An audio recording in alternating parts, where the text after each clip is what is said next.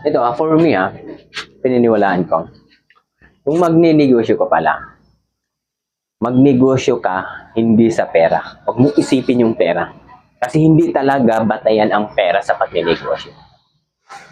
Hindi mahalaga. Dapat hindi pera ang motivation mo. Dapat hindi pera ang laging pera, hindi laging pera ang nasa isip mo na makaipon ng malaking pera.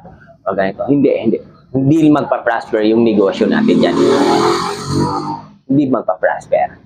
Promise. Kung pera, motivation mo. Kasi walang pera sa negosyo. Walang pera. Wala naman talaga.